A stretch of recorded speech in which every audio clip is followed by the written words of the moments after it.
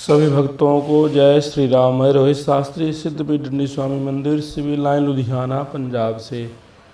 आइए अपने गुरु महाराज जी का, अपने इष्ट का ध्यान करते हुए पूर्णमासी व्रत कथा हम श्रवण करेंगे, जो समस्त कामनाओं को पूर्ण करने वाले। ओम मंगलम भगवान विष्णु मंगलम गरुणध्वजा मंगलम पुंडरीकाक्षं मंगलाय तनोहरि कर्पूरे गौरम करुणावतारम संसारसारम भुजगेन्द्रहारम सदा वसन्तं हृदयारविन्दे भवं भवानी सहितं नमामि। पूर्णमासी व्रत कथा। द्वापर युग में एक समय की बात है कि यशोदा जी ने श्री कृष्ण से कहा, हे कृष्ण, तुम सारे संसार के उत्पन्न करता, पोषक तथा उसके संहार करता हो। आज कोई ऐसा व्रत मुझसे कहो जिसके करने से मृत्युलोक में स्त्रियों को विधवा होने का भय ना रहे, तथा वह व्रत सभी मनुष्यों की मनोवांछाओं को पूर्ण करने वाला हो। श्री कृष्ण कहने लगे, हे माता, तुमने अति सुंदर प्रश्न किया है। मैं तुमसे ऐसे ही व्रत को विस्तार पूर्वक कहता हूँ। सौभाग्य की प्राप्ति के लिए स्त्रियों को द्वात्रिशत अर्थात 32 पूर्णमासी का व्रत करना चाहिए। इस व्रत के करने से स्त्रियों को सौभाग्य संपत्ति मिलती है। यह व्रत अचल सौभाग्य देने वाला यों भगवान शंकर के प्रति मनुष्य मात्र की भक्ति को बढ़ाने वाला है। यशोदा जी कहने लगी, हे कृष्ण, सर्वप्रथम इस व्रत को मृत्युलोक में किसने किया था, इसके विषय में सविस्तार मुझसे कहो। श्री कृष्ण जी कहने लगे कि इस भूमंडल पर एक अत्यंत प्रसिद्ध राजा चंद्रहास से पालित अनेक प्रकार के रत्नों से परिपूर्ण कातिका नाम की एक नगरी थी। वहाँ धनेश्वर नाम का एक ब्राह्मण था और उसकी स्त्री अति सुशीला रूपवती नाम की थी। दोनों ही उस नगरी में बड़े प्रेम के साथ रहते थे। घर में धन धान आदि की कमी नहीं थी। संतान न होने की वजह से उनको बड़ा दुख था। एक समय एक बड़ा तपस्वी योगी उस नगरी में आ गया। वह योगी उस ब्राह्मण के घर को छोड़कर अन्य सब घरों से भिक्षा लाकर भोजन किया करता था। उस योगी ने एक दिन रूपवती से भिक्षा न लेकर किसी अन्य घर से भिक्षा लेकर गंगा के किनारे जाकर भिक्षा अन्न को प्रेम पूर्वक खा रहा था कि धनेश्वर ने योगी का यह सब कार्य किसी प्रकार से देख लिया। अपनी भिक्षा के अनादर से दुखी होकर धनेश्वर योगी से बोला, महात्मन, आप सब घरों से भिक्षा लेते हैं परंतु मेरे घर की भिक्षा कभी नहीं लेते, इसका कारण क्या है? योगी कहने लगा कि निपुत्री के घर की भीख पतितों के अन्न तुल्य होती है और जो पतितों का अन्न खाता है वह पतित हो जाता है। चूंकि तुम निपुत्र हो अतः तुम्हारे पुत्र नहीं है, पतित हो जाने के भय से मैं तुम्हारे घर की भिक्षा नहीं लेता हूँ। धनेश्वर यह बात सुनकर अपने मन में बहुत दुखी हुआ और हाथ जोड़कर योगी के पैरों पर गिर पड़ा तथा आर्त भाव प्रेम भाव से कहने लगा, हे महाराज, यदि ऐसा है तो आप मुझको पुत्र प्राप्ति का उपाय बतलाएं। आप सर्वज्ञ हैं, मुझ पर अवश्य ही कृपा कीजिए। धन की मेरे घर में कोई कमी नहीं, परंतु मैं पुत्र न होने के कारण अत्यंत दुखी हूँ। आप मेरे इस दुख को दूर करें, आप सामर्थ्यवान हैं। यह सुन कर योगी कहने लगा, हे ब्राह्मण, तू चंडी आराधना करो। घर जाकर उसने अपनी स्त्री से सब वृत्तांत कहा और स्वयं तप के निमित्त वन में चला गया। वन में जाकर उसने चंडी की उपासना की और उपवास किया। चंडी ने 16वें दिन उसको स्वप्न में दर्शन दिया और कहा, हे धनेश्वर, जा तेरे पुत्र होगा, परंतु वह 16 वर्ष की उम्र में ही मृत्यु को प्राप्त हो जाएगा। यदि तुम दोनों स्त्री पुरुष 32 पूर्णमासियों का व्रत विधि पूर्वक करोगे तो वह दीर्घायु हो जाएगा। अपनी शक्ति सामर्थ्य के अनुसार आटे के दिए बनाकर शिव जी का पूजन करना, परंतु पूर्णमासी को 32 हो जानी चाहिए। प्रातः काल होने पर इस स्थान के समीप ही तुमको एक आम का वृक्ष दिखाई देगा। उस पर तुम चढ़कर एक फल तोड़कर शीघ्र अपने घर चले जाना। अपने स्त्री से सब वृत्तांत कहना। ऋतु स्नान के पश्चात वह स्वच्छ होकर श्री शंकर जी का ध्यान करके उस फल को लेगी।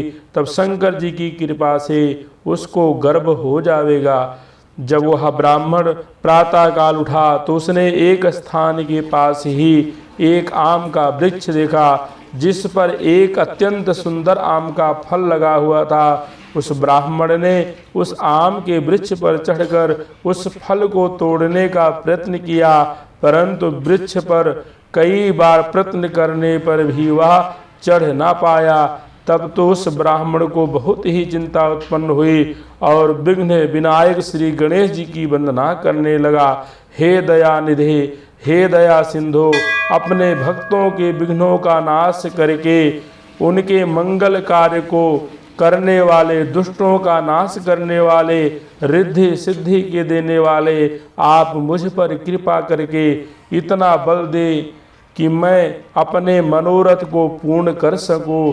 इस प्रकार गणेश जी की प्रार्थना करने पर उनकी कृपा से धनेश्वर वृक्ष पर चढ़ गया और उसने एक अति सुंदर आम का फल देखा। उसने सोचा कि जो वरदान से फल मिला था वह यही है और कोई फल दिखाई नहीं देता। उस धनेश्वर ब्राह्मण ने जल्दी से उस फल को तोड़कर अपनी स्त्री को लाकर दिया और उसकी स्त्री ने अपने पति के कथनानुसार फल को खा लिया और वह गर्भवती हो गई। देवी जी की असीम कृपा से उसके एक अत्यंत सुंदर पुत्र उत्पन्न हुआ, जिसका नाम उन्होंने देवदास रखा। माता पिता के हर्ष और शोक के साथ वह बालक शुक्ल पक्ष के चंद्रमा की भांति अपने माता पिता के घर में बढ़ने लगा। भवानी की कृपा से वह बालक बहुत ही सुंदर, सुशील और विद्या पढ़ने में बहुत ही निपुण हो गया। दुर्गा जी की आज्ञा अनुसार उसकी माता ने 32 पूर्णमासी का व्रत रखना प्रारंभ कर दिया था, जिससे उसका पुत्र दीर्घायु, बड़ी उम्र वाला हो जावे। 16वां वर्ष लगते ही देवदास के माता पिता को बड़ी चिंता हो गई, कहीं उसके पुत्र की इस वर्ष मृत्यु न हो जाए। इसलिए उन्होंने अपने मन में विचार किया कि यदि यह दुर्घटना उसके सामने हो गई तो वह इसे कैसे सहन कर सकेंगे। अस्तु उन्होंने देवदास के मामा को बुलाया और कहा कि हमारी इच्छा है कि देवदास 1 वर्ष तक काशी में जाकर विद्या अध्ययन करे और हम उसको अकेला भी नहीं छोड़ना चाहते, इसलिए इसके साथ तुम चले जाओ और 1 वर्ष बाद इसको लौटा लाना। सब प्रबंध करके उसके माता पिता ने काशी जाने के लिए देवदास को एक घोड़े पर बैठाकर उसके मामा को उसके साथ कर दिया, किंतु यह बात उसके मामा या किसी और से नहीं कही। धनेश्वर ने सपत्नीक अपने पुत्र की मंगल कामना तथा दीर्घायु के लिए भगवती दुर्गा की आराधना और पूर्णमासियों का व्रत करना आरंभ कर दिया। इस प्रकार बराबर 32 पूर्णमासी का व्रत पूरा किया। कुछ समय बाद एक दिन वह दोनों मामा और भांजा मार्ग में रात्रि बिताने के लिए किसी ग्राम में ठहरे हुए थे। उसी दिन गांव में एक ब्राह्मण की अत्यंत सुंदरी, सुशीला, विदुषी और गुणवती कन्या का विवाह होने वाला था। जिस धर्मशाला के अंदर वर और उसकी बारात ठहरी हुई थी, उसी धर्मशाला में देवदास और उसके मामा भी ठहरे हुए थे। संयोगवश जब कन्या को तेल आदि चढ़ाकर मंडप आदि का कृत्य किया गया तो लगने के समय वर को धनुर्वात हो गया। अस्तु वर के पिता ने अपने कुटुंबियों से परामर्श करके निश्चय किया, यह देवदास मेरे पुत्र जैसा ही सुंदर है, मैं इसके साथ ही लग्न करवा दूं और बाद में विवाह के अन्य कार्य मेरे लड़के के साथ हो जाएगा। ऐसा सोचकर देवदास के मामा ने जाकर बोला कि तुम थोड़ी देर के लिए अपने भांजे को हमें दे दो, जिससे विवाह के लग्न का सब कृत्य सुचारू रूप से हो सके। तब उसका मामा कहने लगा कि जो कुछ भी मधुपर्क आदि कन्यादान के समय वर को मिले वह सब हमें दे दिया जाए, तो मेरा भांजा इस बारात का दुल्हा बन जाएगा। यह बात वर के पिता को स्वीकार कर लेने पर उसने अपना भांजा वर बनाने को भेज दिया और उसके साथ विवाह कार्य सब रात्रि में विधि पूर्वक संपन्न हो गया। पत्नी के साथ वह भोजन न कर सका और अपने मन में सोचने लगा कि न जाने यह किसकी स्त्री होगी। वह एकांत में इसी सोच में गर्म निश्वास छोड़ने लगा तथा उसकी आंखों में आंसू भी आ गए। तब वधू ने पूछा कि क्या बात है, आप इतने उदासीन व दुखी क्यों हो रहे हैं। तब उसने सब बात जो वर के पिता व उसके मामा में हुई थी उसको बतला दी। तब कन्या कहने लगी कि यह ब्रह्म विवाह के विपरीत कैसे हो सकता है। देव, ब्राह्मण और अग्नि के सामने मैंने आपको ही अपना पति बनाया है, इसलिए आप ही मेरे पति हैं। मैं आपकी ही पत्नी रहूंगी, किसी अन्य की कदापि नहीं। तब देवदास ने कहा, ऐसा मत करिए, क्योंकि मेरी आयु उम्र बहुत थोड़ी है, मेरे बाद आपकी क्या गति होगी। पहले इन बातों को अच्छी तरह विचार लो। परंतु वह दृढ़ विचार वाली थी, बोली कि जो आपकी गति होगी वही मेरी गति होगी। हे स्वामिन, आप उठिए और भोजन करिए, आप निश्चय ही भूखे होंगे। इसके बाद देवदास और उसकी पत्नी ने भोजन किया तथा शेष रात्रि भर वे सोते रहे। प्रातः काल 4 बजे देवदास ने अपनी पत्नी को 3 नगों से जड़ी हुई एक अंगूठी दी, एक रुमाल दिया और बोला, हे प्रिय, इसे लो और संकेत समझकर स्थिर चित्त हो जाओ। मेरा मरण और जीवन जानने के लिए एक पुष्प वाटिका बना लो, उसमें सुगंधी वाली एक नवमल्लिका लगा लो, उसको प्रतिदिन जल से सींचा करो और आनंद के साथ खेलो कूदो तथा उत्सव मनाओ। जिस समय और जिस दिन मेरा प्राणांत होगा तो ये फूल सूख जाएंगे और जब ये फिर हरे हो जाएं तो जान लेना कि मैं जीवित हूँ। यह बात निश्चय करके समझ लेना, इसमें कोई संशय नहीं है। यह समझाकर वह चला गया। प्रातःकाल होते ही वहाँ पर बाजे गाजे बजने लगे और जिस समय विवाह के कार्य समाप्त करने के लिए वर तथा सब बाराती मंडप में आए तो कन्या ने वर को भली प्रकार देखकर अपने पिता से कहा कि यह मेरा पति नहीं है, जिसके साथ रात्रि को मेरा पाणी ग्रहण हुआ था, इसके साथ मेरा विवाह नहीं हुआ है।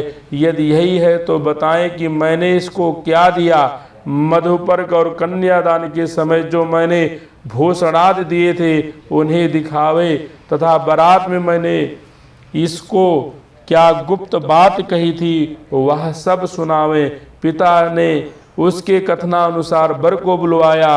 कन्या की यह सब बातें सुनकर वह कहने लगा कि मैं कुछ नहीं जानता।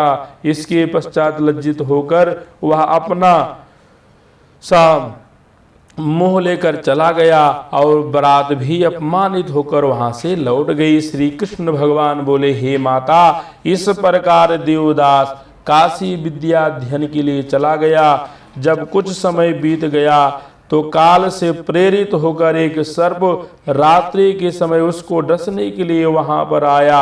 उस विषधर के प्रभाव से उसके शयन का स्थान चारों ओर से विष की ज्वाला से बेसैला हो गया, परंतु ब्रजराज के प्रभाव से सर्प उसको काटने ना पाया, क्योंकि उसकी मां ने पहले से ही 32 पूर्णमासी का व्रत कर रखा था। इसके बाद मध्याह्न के समय स्वयं काल वहां पर आया और उसके शरीर से उसके प्राण को निकालने का प्रयत्न करने लगा, जिससे वह मूर्छित होकर पृथ्वी पर गिर पड़ा।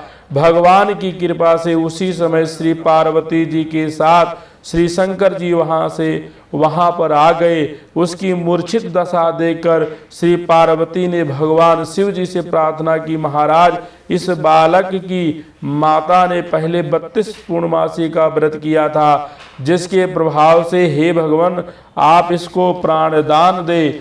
भवानी के कहने पर भक्त वत्सल भगवान श्री शिव जी ने उसको प्राणदान दे दिया। इस व्रत के प्रभाव से ही काल मृत्यु को छोड़ देना पड़ा और वह स्वस्थ होकर बैठ गया। उधर उसकी स्त्री उसके काल की प्रतीक्षा किया करती थी। जब उस पुष्प वाटिका में पत्र पुष्प कुछ भी नहीं हो रहे तो उसको अत्यंत आश्चर्य हुआ, और जब वह वैसे ही फिर हरी भरी हो गई तो वह जान गई कि वह जीवित हो गए हैं। यह देखकर वह बहुत प्रसन्न मन में अपने पिता को कहने लगी कि पिताजी मेरे पति जीवित हैं, आप उनको ढूंढिए। 16वां वर्ष व्यतीत हो गया।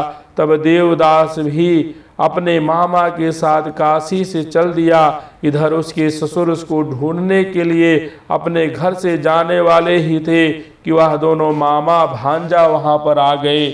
उसको आया देखकर उसका ससुर बहुत ही प्रसन्नता के साथ अपने घर में ले आया।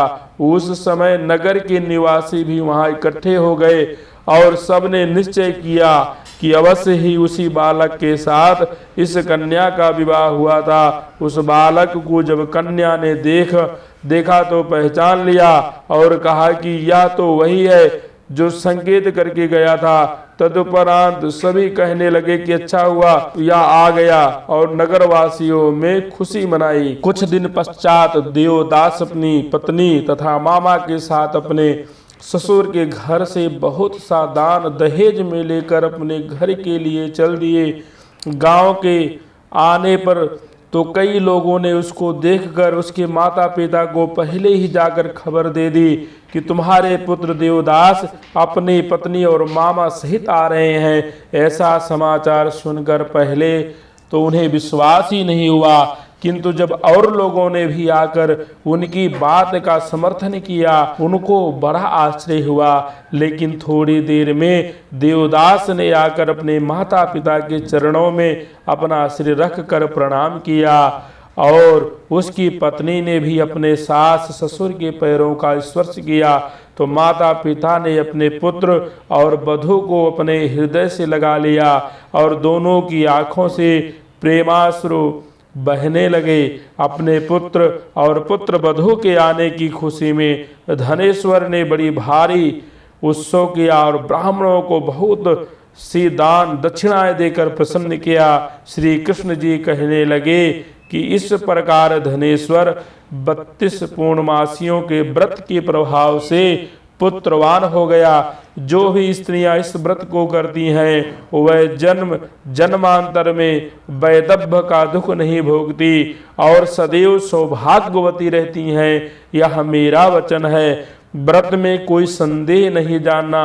यह व्रत पुत्र पौत्रों को देने वाला तथा संपूर्ण मनोकामनाओं को पूर्ण करने वाला है। द्वादशी 32 पूर्णमासियों के व्रत करने से व्रती की सब इच्छाएं भगवान शिव जी की कृपा से पूर्ण हो जाती हैं। बोलो शंकर भगवान की जय, बोलो लक्ष्मी नारायण भगवान की जय। सभी भक्तों को जय श्री राम। जो भी हमारे चैनल को अभी तक सब्सक्राइब नहीं किए हमारे चैनल को सब्सक्राइब करें, लाइक करें, शेयर करें, ताकि समय रहते ही संपूर्ण जानकारी आपको प्राप्त हो। कैसे पूर्णमासी का व्रत रखा जाता है इसके बारे में और पूर्णमासी का उद्यापन विधि भी इसकी वीडियो भी डाल रखा हूँ। अगर कोई संदेह हो तो आप उसको अवश्य देखें।